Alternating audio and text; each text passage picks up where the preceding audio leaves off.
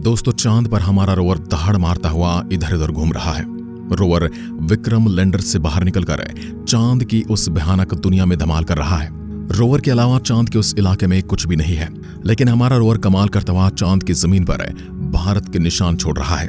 Rover जहां जहां भी घूम रहा है वहां पर भारत की एक निशानी छोड़ रहा है। भारत के लोगों को खुशी इसलिए ज्यादा हो रही है क्योंकि जहां पर चीन, अमेरिका और रूस नहीं जा सके, वहां पर भारत का यह जाबाज लैंडर पूरे कॉन्फिडेंस के साथ उतर गया। लेकिन दोस्तों, विक्रम लैंडर से प्रज्ञान रोवर ने बाहर निकलकर कुछ ऐसा कमाल किया है जिन तस्वीर को देखकर भारत के दुश्मन देश तो खौफ में है और पूरी दुनिया में इस बात की चर्चा हो रही है कि आखिर रोवर ने बाहर निकलते ही क्या कमाल किया और आगे रोवर को चांद पर किस प्रकार की परेशानी सहन करनी पड़ेगी और अपने मिशन के अगले 14 दिन में वो क्या क्या करने वाला है, सब कुछ आपको आज के वीडियो में बताएंगे। दोस्तों, विक्रम लैंडर 23 अगस्त को शाम 6:04 पर चांद की उस जगह पर पहुंचा था और तुरंत इसरो को यह मैसेज भी भेजा था कि मैं अपनी मंजिल पर पहुंच चुका हूं।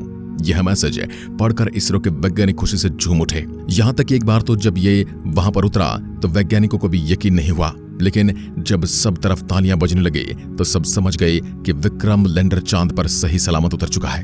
चंद्रयान 3 के रोवर और विक्रम लैंडर ने अब चांद पर खोजबीन के प्रयोग शुरू कर डाले हैं, जिसे चांद के इतिहास में सुनहरे अक्षरों में लिखा जाएगा। भारत का नाम चांद के इतिहास में एक प्रकार से छप गया है।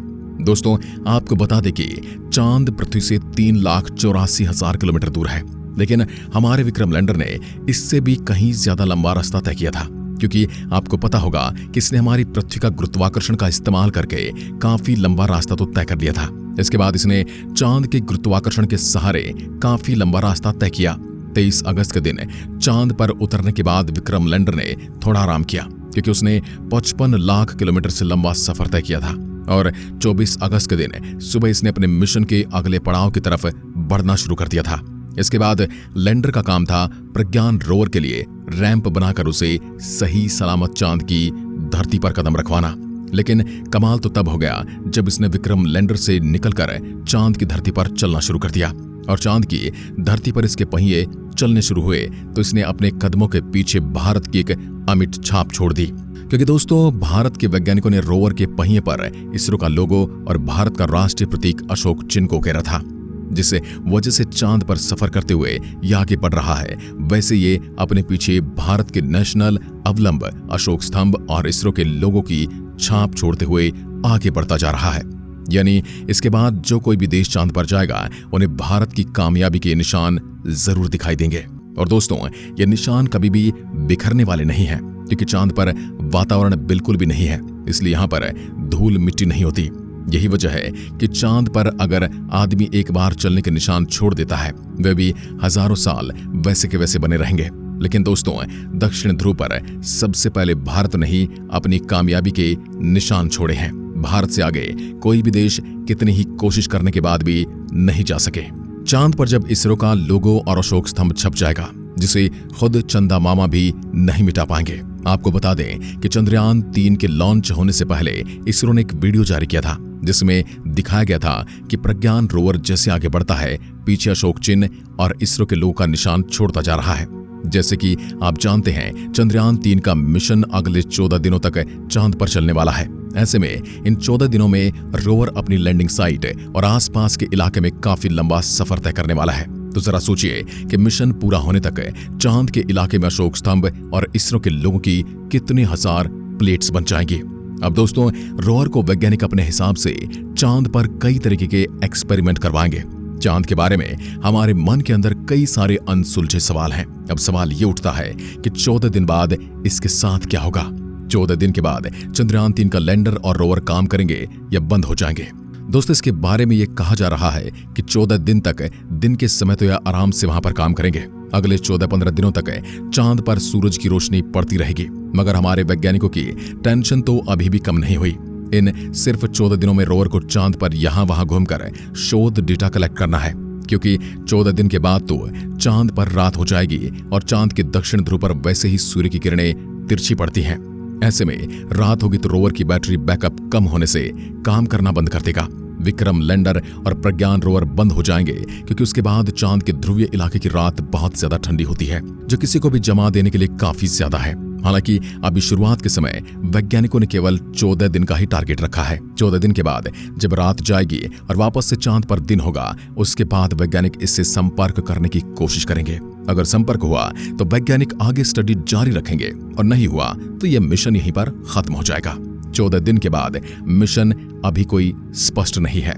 चलिए अब दोस्तों चंद्रयान 3 के प्रज्ञान रोवर की बनावट के बारे में थोड़ा बताते हैं, जिसकी बनावट ने दुनिया के सभी स्पेस एजेंसीज में हड़कंप मचा दिया है। तो प्रज्ञान रोवर का वजन 26 किलो है। चांद की उबड़ खाबड़ सतह पर चलने के लिए इसमें 6 टार लगाए गए हैं और इसकी इलेक्ट्रिक सिस्टम इन 6 पहियों पर सवार होकर पहुंचता है। मान लीजिए 2 पहिए मिट्टी में धंस जाएं तो बाकी के 4 पहियों से खींचकर उसे बाहर निकाला जा सकता है।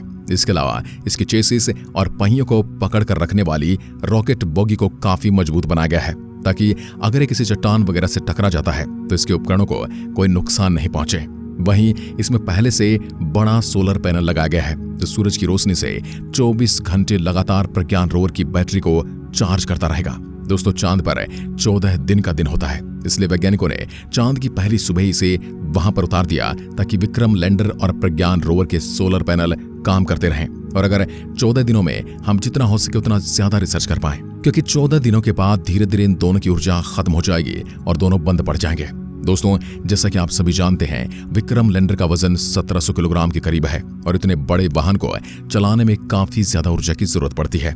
इसलिए इसरो ने विक्रम लैंडर में कोई टायर नहीं दिए हैं, यानी अब वो लंबे समय तक यहीं पर खड़े खड़े रोवर से डेटा कलेक्ट करेगा, जबकि 26 किलोग्राम का छोटा सा रोवर चंद्रमा के दूर दराज इलाकों की सैर करते हुए रिसर्च करेगा। इसके लिए इसमें 2 खास उपकरण लगाए गए हैं। इसमें से एक इसके अंदर लेजर सिस्टम लगा हुआ है जो कि चांद की सतह पर लगातार लेजर फेंककर सतह के ऊपरी हिस्से के नीचे मौजूद पानी और खनिजों का पता लगाएगा। साथ ही इन खनिजों के रासायनिक गुणों के बारे में भी विक्रम लैंडर को डेटा भेजेगा। विक्रम लैंडर बिल्कुल भी देरी न करते हुए सीधा इस डेटा को चांद की कक्षा में घूम रहे प्रपल्शन सैटेलाइट के जरिए डेटा इसरो के हेडक्वार्टर मिशन ऑपरेशन कॉम्प्लेक्स में भेजेगा। दोस्तों ऐसे में अगर इस यान ने चांद पर किसी बेशकीमती खनिज की खोज कर ली तो दुनिया भर में इसरो के नाम की जय जयकार और ज्यादा बढ़ जाएगी। दूसरा उपकरण अल्फा पार्टिकल्स एक्सरे स्पेक्ट्रोमीटर। प्रज्ञान रोवर का ये पेलोड चंद्रमा की मिट्टी, चट्टान और क्रिस्टल में लेजर फेंककर एक्सरे टेक्नोलॉजी की मदद से इसके अंदर मौजूद magnesium, aluminium, silicon, potassium, calcium, titanium और आयरन जैसी कीमती खनिज संसाधनों की खोज करेगा। तो अगर हम भविष्य में चांद पर कॉलोनी या स्पेस स्टेशन बनाते हैं तो ये पानी और खनिज हमें काफी मददगार साबित होंगे। इसके अलावा जो चांद का वातावरण है वो भी ज्यादा रहस्यमयी है। हालांकि चांद के पास वातावरण तो केवल नाम मात्र का है, यानी इतना पतला वायुमंडल है कि वहां पर सूरज की जो खतरनाक किरणें हैं वो भी उससे रुक नहीं पाती हैं। अगर चांद पर कोई इंसान जाता है और बिना किसी टेक्नोलॉजी यंत्र के रहता है तो उसके लिए बहुत बड़ा खतरा हर वक्त बना रहता है। इसके अलावा इस मिशन में चांद के वायुमंडल, भूकंपों और वहां मौजूद पानी की खोज भी की जाएगी। इतना ही नहीं, विक्रम लैंडर से अलग होकर जो प्रपल्शन मॉड्यूल चांद की कक्षा में चक्कर काट रहा है वो भी आने वाले कुछ महीने या हो सकता है कुछ सालों तक ऐसे ही घूमते हुए अलग अलग तरह के रिसर्च को अंजाम दे। बाकी आज के वीडियो के बारे में आप क्या सोचते हैं कमेंट में लिखकर जरूर बताइएगा। एक बार फिर मिलते हैं, तब तक के लिए नमस्कार, जय हिंद, जय भारत।